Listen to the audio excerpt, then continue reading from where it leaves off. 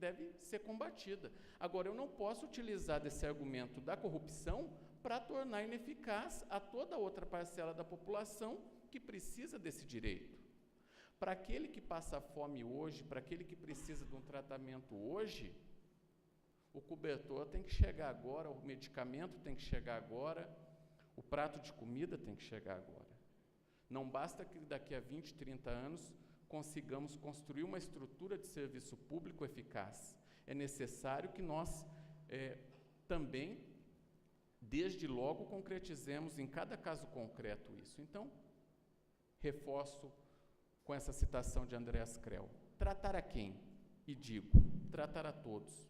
Mas essa ideia do Supremo Tribunal Federal de chamar audiências públicas para discutir temas polêmicos, ela é interessante e traz aquilo que Heberle chama de uma participação maior da população, né? Aquela ideia de Heberle de que todos aqueles que vivem sob a égide de determinada Constituição são seus intérpretes autorizados. A interpretação da Constituição numa democracia deve ser feita à luz do dia por todas as potências públicas envolvidas neste processo constitucional. Dois instrumentos têm concorrido, de algum modo, para que os direitos fundamentais sociais eles sejam ineficazes no Brasil e em muitos países do mundo. A teoria das normas programáticas, acho que a ideia de normas programáticas atrapalhou bastante a concretização de alguns elementos da Constituição, tanto que o próprio autor da ideia depois volta atrás, né, o italiano, ele volta atrás e diz que não era isso que ele tinha pensado. Mas aquela tripartição clássica entre norma de eficácia plena, contida, ela não dá mais conta, e o professor Streck sempre aborda isso, não dá conta de um modelo constitucional como o nosso. Então, a teoria de normas programáticas, ela nos limita um pouco, e a teoria também da reserva do possível. É claro que, quando se fala em concretização de direitos fundamentais sociais, precisamos levar em conta as condições concretas do Estado, a condição econômica do Estado. Mas, como bem diz o ministro Eros Grau num trabalho doutrinário, essa análise das possibilidades econômicas, ela deve ser feita não com base no orçamento do Estado, ela deve ser feita com base nas concretas condições econômicas daquele Estado.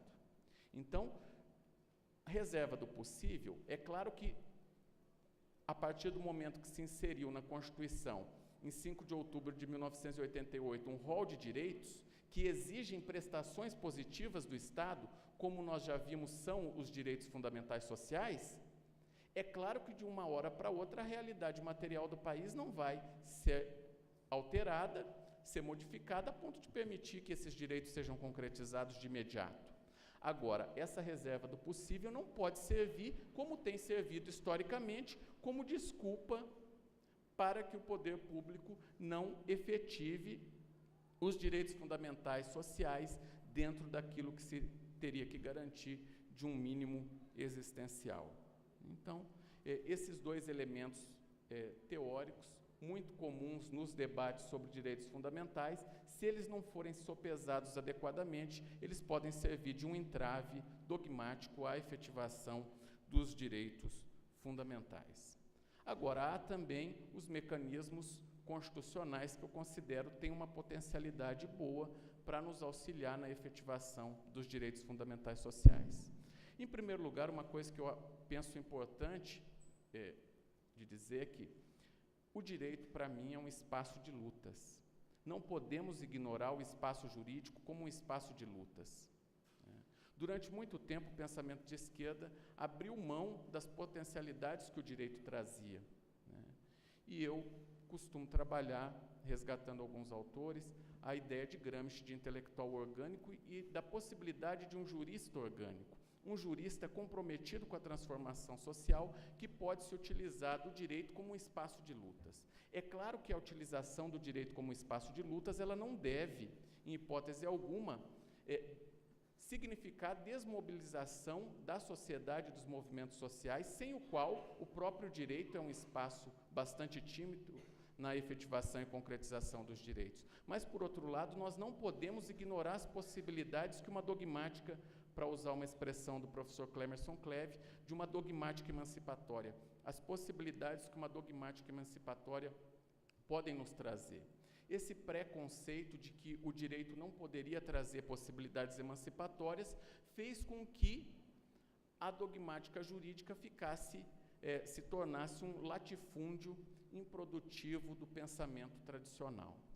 Então, a necessidade de retomarmos as possibilidades de emancipação do direito por meio de uma dogmática emancipatória, penso, fundamental. E dentro, então, dessa perspectiva de utilizarmos o direito em toda a sua potencialidade emancipatória, a própria Constituição Federal de 1988, ela nos traz algumas possibilidades bem concretas. O próprio mandado de injunção que a jurisprudência pretérita do Supremo Tribunal Federal tinha colocado no limbo, ele foi resgatado atualmente pela Corte, penso que seguindo mais ou menos os rumos para o qual ele foi criado. Então, quando o Supremo deu ao mandado de injunção o efeito da ação direta de inconstitucionalidade por omissão, ou seja, ele era um mecanismo por meio do qual apenas se dizia ao legislador que ele estava em mora, mas não havia um mecanismo efetivo do judiciário de suprir essa mora que impedia cidadãos e cidadãs de usufruírem de seus direitos. Mais recentemente, julgando principalmente a questão do direito de greve do servidor público, o Supremo Tribunal Federal resgata o mandado de injunção, dizendo que, na ausência de uma norma regulamentadora, ele poderia, no caso concreto, comatar a lacuna. Há toda uma discussão, e o professor Elton já abordou isso ontem aqui, sobre o ativismo, quais são os limites do ativismo, até que ponto o Supremo pode, em casos concretos, fazer essa comatação de lacunas. Há uma polêmica sobre isso, o próprio uso das súmulas vinculantes, eles suscitam esse debate, não vou entrar nele agora em respeito ao apetite de todos vocês, mas penso que nesses casos específicos, no caso em que o legislador, em mais de 2 décadas, não fez ainda algo que ele deveria fazer, penso que, nesse caso, o Supremo não só pode, como deve agir, já que o seu papel é a guarda da Constituição da República. A própria arguição de descumprimento de preceitos fundamentais, a DPF, pode ser um outro mecanismo judicial importante de concretização de direitos fundamentais. Também a própria DPF, no texto constitucional desde 1988, só foi ser regulamentada no final de 1999, no início dos anos 2000, um Supremo ainda tímido em reconhecer a DPF em suas potencialidades, mas hoje me parece que os grandes temas que estão sendo levados à Corte estão sendo levados pelo mecanismo da DPF, o caso da DPF 54, que trata da interrupção da gravidez no caso de feto anencéfalo, o caso agora da DPF impetrada pelo governador do Rio de Janeiro sobre a união civil de pessoas do mesmo sexo. Então, a própria DPF 130, julgada recentemente, que tratou da lei de imprensa, da não recepção da lei de imprensa pela ordem constitucional vigente. Então, a DPF tem sido um instrumento. É claro que a DPF talvez pudesse ter mais potencialidade se não fosse o veto do presidente Fernando Henrique Cardoso ao projeto original, que garantia a legitimação ampla à DPF. Qualquer pessoa poderia manejar uma DPF quando um preceito fundamental estivesse sendo desrespeitado pelo poder público. Houve um veto do presidente Fernando Henrique à época, e então nós ficamos na DPF com os legitimados do artigo 103 da Constituição. Embora não tenha toda a amplitude que gostaríamos, o acesso irrestrito do povo exercendo diretamente o poder que lhe pertence, embora não tenhamos tido esse acesso amplo, é claro que não podemos negar que o artigo 103 da Constituição, com seu amplo rol de legitimados, ele é um avanço significativo com relação à Constituição passada, onde, por exemplo, no controle concentrado, o único legitimado à propositura da ação de inconstitucionalidade era o Procurador-Geral da República, demissível sem nenhuma justificativa pelo Presidente da República. Então, é óbvio que o Procurador da República, único legitimado a suscitar a inconstitucionalidade diretamente no Supremo, ele não o faria se isso contrariasse os desejos de quem o indicou e de quem tinha, portanto, o poder de destituí-lo sem qualquer necessidade de justificativa, né? Então, a discussão toda desse cenário de concretização dos direitos fundamentais, ela é, infelizmente, atual. Gostaria que não fosse mais necessário discutirmos uma série de coisas que estamos ainda discutindo, né? Séculos depois, professor Dantas, temos que discutir ainda a questão indígena, os nossos preconceitos. Eu falava na abertura, lembrando Einstein, a triste época que a gente vive, em que um átomo, né, é desintegrado com uma facilidade maior do que o preconceito. Mais de um século depois da abolição da escravidão, ainda temos que discutir se é justo ou se não é justo que o princípio da igualdade em sua substancialidade seja garantido para o acesso às universidades públicas, que tiveram, durante décadas no Brasil, cota, não de 20%, de 30%, mas cota de 100% de suas vagas para a elite branca, né? Eu estudei em Londrina, uma região de população sul, uma região de população mais predominante branca, né? Se é que a gente pode dizer isso no Brasil. Mas na minha turma de 1.300 alunos de Direito, havia um único negro que não ingressou pelo processo normal, veio por transferência, por ser militar. Mas na Federal da Bahia, um amigo também disse que na sua turma a situação também não era diferente, né? E na Universidade Federal de Santa Catarina, quando cheguei pela primeira vez, me assustei com a quantidade de negros que havia na sala de informática. Falei, nossa, que bom, todos africanos que vêm ao Brasil por mecanismos de intercâmbio. Então, séculos depois, a gente ainda precisa discutir questões como essa. Séculos depois, a gente ainda precisa discutir o tão salutar direito à diferença, né? A ideia, e o professor Dantas também citou Boaventura de Souza Santos, né, de que temos direito a ser iguais quando a desigualdade nos inferioriza, mas que temos direito sempre a ser diferentes quando a igualdade nos descaracteriza. Então, às vezes, nós olhamos com os nossos olhos, geralmente numa visão europeia, né? Nós somos a servidão voluntária, né? Nós somos os bons colonos. Às vezes, nós olhamos outros povos, e o professor Dantas falava de alguns rituais em algumas tribos, e a gente olha isso e acha o absurdo, né? E eu já falei isso várias vezes para quem foi meu aluno, de um episódio que me foi narrado por um procurador da República, de um encontro em São Paulo, no qual alguns índios estavam participando, junto com o MPF, e foram visitar o entreposto Hortifruti Grangeiro, CEASA, CEAGESP ou algo assim, e o índio ficou maravilhado com a quantidade de frutas, verduras e legumes que lá havia, e, de repente, vê uma pessoa no lixo do CEASA procurando restos de legumes e verduras, e o índio vai até a pessoa que estava ali catando os restos, né? Aquilo que Jorge Furtado bem retratou no Ilha das Flores. Estamos atrás dos porcos na escala de prioridade de escolha dos alimentos. O índio vai de boa fé e diz, meu amigo, ali dentro, usando a linguagem dele, olha, ali dentro tem do bom. Você está pegando aqui daquele que é ruim. Ali dentro está cheio do bom. E depois tiveram que explicar para o índio que na nossa sociedade tão civilizada, na nossa sociedade, né, tão culta, pós-moderna, né, que nessa sociedade o alimento bom não era para todos, e o índio dizia, não, na tribo todo mundo come do bom. Eu falo, não, aqui alguns comem do bom, a maioria come daquilo que tiver, quando houver alguma coisa para se comer. Então, infelizmente, ainda ano após ano, tem sido necessária a discussão dos direitos fundamentais sociais. Espero que daqui a alguns anos,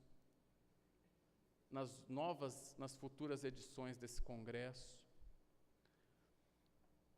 a discussão dos direitos fundamentais sociais seja somente para narrar como que, historicamente, nós conseguimos efetivar no Brasil os direitos fundamentais sociais, como nós conseguimos construir nesse país uma democracia com um mínimo de justiça social. É claro que essas mudanças, elas dependerão de todos nós. Dependerão do nosso esforço como professores nas salas de aula, para arejarmos a dogmática jurídica, trazendo uma dogmática jurídica que permita lidar com essas realidades. É claro que nós precisamos formar pessoas que irão trabalhar com realidades novas, que vão enfrentar desafios novos, e para isso, muitos dos conceitos que a gente repete lá do século XVIII, XIX ou anteriores, eles não nos servem mais. Há necessidade de novos conhecimentos para lidar com novas demandas, e o papel do professor de direito, nesse caso, ele é fundamental.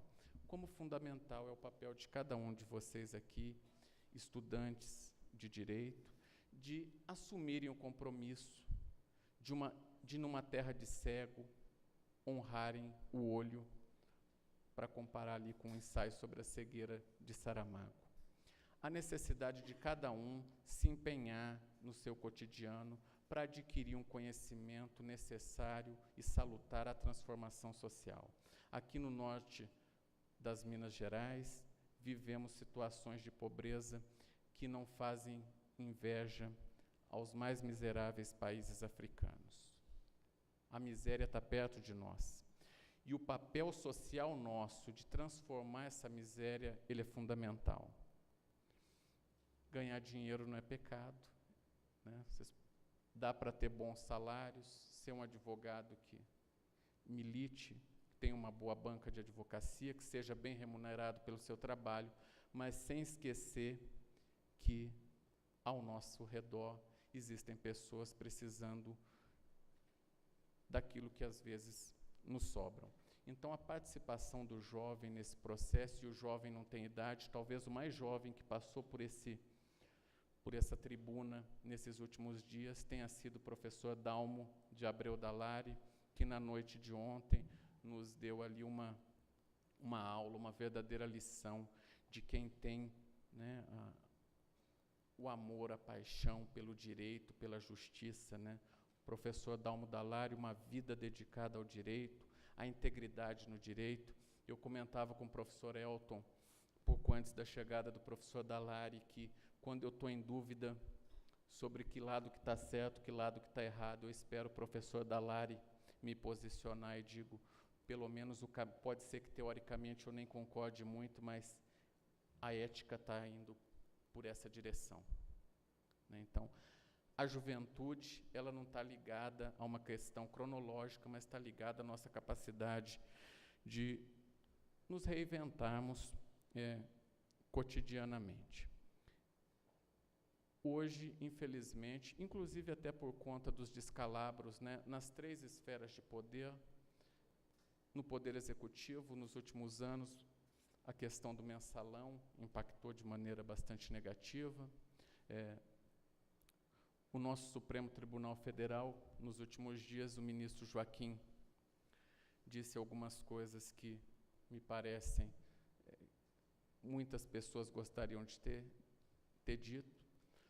E o Congresso Nacional, então, a vergonha das passagens, né, com alguns congressistas tentando justificar o injustificável. Como que eu faço para levar minha esposa? Como qualquer outra pessoa faz, pague a passagem de sua esposa, ninguém está querendo destruir seu casamento, não. Peça para a esposa te acompanhar até Brasília, pense antes, se quer ser deputado mesmo, já que isso vai gerar um ônus com relação à família. Cuidar do jardim de todos, como diz Rubem Alves, tem um preço a ser pago. Se quer levar a esposa, leve a esposa, pagando a passagem do seu próprio bolso, né? Ninguém quer destruir o casamento dele. E a passagem não é dele, para que ele faça com ela o que quiser. Se quer convidar a sogra, né? a mãe da Galisteu para passear em Miami, que o faça com seu próprio dinheiro. Se quer convidar celebridades para o seu camarote, que o faça com os seus próprios recursos. Esse processo todo de descredibilidade das instituições políticas, eles caem de uma maneira deletéria sobre a juventude, provocando uma aversão completa à política. Não caiamos nesse jogo, pessoal. Quem mais adora que nós nivelemos por baixo a política são os políticos corruptos, porque com isso nós afastamos dela o político honesto. Não caiamos nessa, né? Não caiamos nessa. A participação política ela é fundamental para a construção da nossa cidadania, já nos dizia professor Fagner, com a sua exposição sobre a Grécia. A participação dos processos políticos ele é fundamental e a participação da juventude é fundamental. Trago aqui um texto, já encaminhando para o final. Nós vamos deixar esse assunto para a gente desenvolver com mais calma num PAP, que a gente tem aquelas 2, 3 horas, né? O pessoal acho que ficou assustado, porque na aula o meu parâmetro para eu terminar de falar é acabar a água. E acho que tinha algumas pessoas vendo meu amigo garçom aqui toda hora enchendo o copo, falava, isso não vai parar de falar hoje, porque se o parâmetro é a água está garantida em abundância, né? Vamos deixar esse aprofundamento para um papo um dia que a professora Juliana me der a honra de me convidar mais uma vez. Tem agora um dia 30, né? Mas já tem outro tema, né? Um tema importantíssimo. Bertolt Brecht, dramaturgo e poeta, ele tem um texto que já é do conhecimento da maioria de vocês, mas que sempre é bom nós relembrarmos desse texto, né? E Brecht trata de uma outra forma de analfabetismo, tão perniciosa quanto o analfabetismo das letras, que é o analfabetismo político. E Brecht nos diz que o pior analfabeto é o analfabeto político. Ele não ouve, não fala, não participa dos acontecimentos políticos. Ele não sabe que o custo de vida, o preço do feijão, do peixe, da farinha, da renda, da casa, dos sapatos, do remédio, dependem de decisões políticas. O analfabeto político é tão burro que se orgulha e enche o peito de ar, dizendo que odeia a política.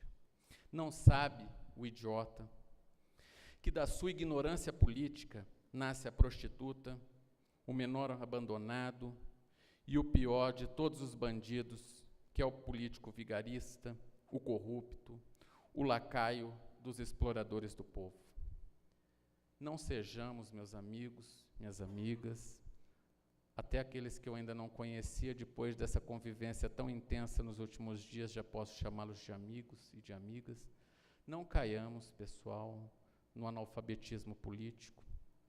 Direito e política, como o professor Dantas disse, estão conectados de maneira indelével, não há possibilidade de dissociarmos isso. Façamos, cada um de nós, de nossa profissão, uma trincheira em favor da transformação da sórdida realidade social que nos cercam. Que no nosso Brasil, cada vez mais sejamos todos iguais nas diferenças e que afastemos aquela frase do poeta, todos iguais, mas uns mais iguais que os outros. A hora de mudança é agora, como já dizia Vandré, quem sabe faz a hora, não espera acontecer. Muito obrigado.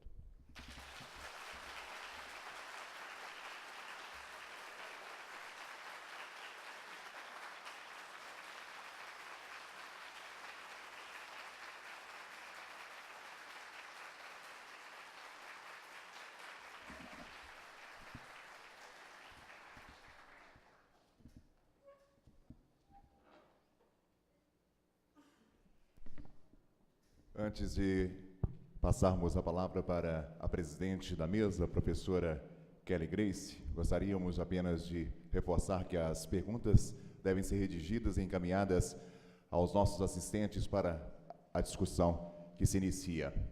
E convidar a todos, de antemão, para o recomeço, logo após o debate, dos Trabalhos, às 19h30. Com a palavra, a professora Kelly Grace Mendes Caldeira e Castro, para mediar o debate.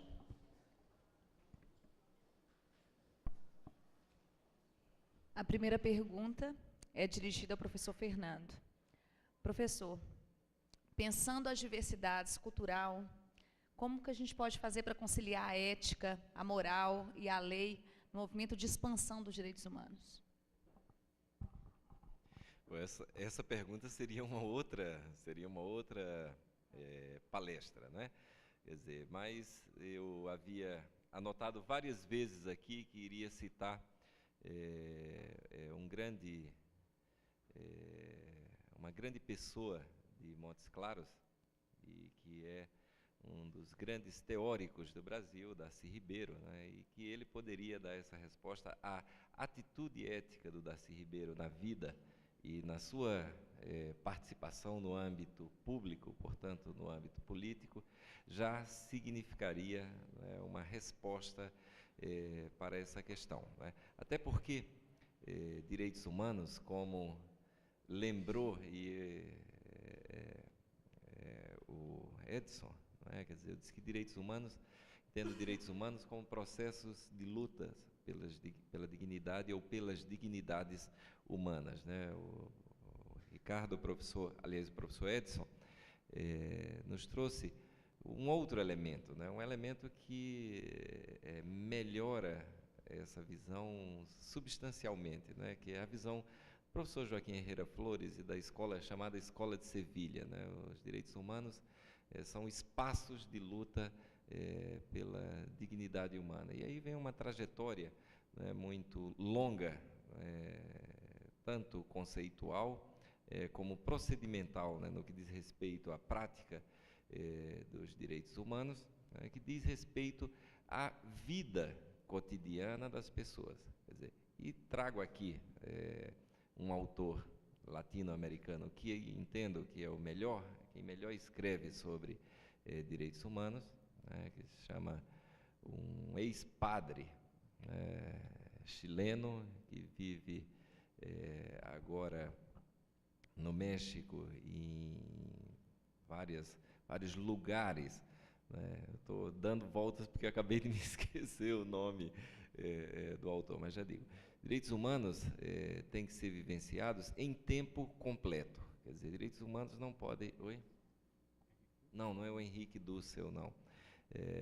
Direitos humanos vivenciados em tempo completo significa, não é, que todas as nossas ações cotidianas devem ser ações voltadas para a emancipação humana. Não adianta você, no âmbito público ou no âmbito do trabalho, você lutar pelo direito dos trabalhadores, se no âmbito privado, né, no âmbito da sua casa, você maltrata a sua mulher ou você discrimina o seu filho por ter uma orientação sexual diferente daquela que você gostaria ou determinaria, né, que ele tivesse no âmbito da sua casa, né? Então, quer dizer, essa concepção de direitos humanos como um conjunto, né, integrado, não somente, né, de regras ou de normas, mas um conjunto integrado de regras, normas, procedimentos e ações, né, em defesa da dignidade humana, né, nos leva a enxergar os direitos humanos como, né, um espaço e processo, como espaços e processos de luta pela dignidade humana. Esses espaços e processos de lutas, evidentemente, né, que significam essa expansão dos direitos humanos. Eles têm que estar, né, em todos os atos da nossa vida. Não adianta o professor pregar a efetivação, a concretização dos direitos humanos em sala de aula e não admitir, por exemplo, que um aluno que queira assistir à sua aula entre na sala de aula porque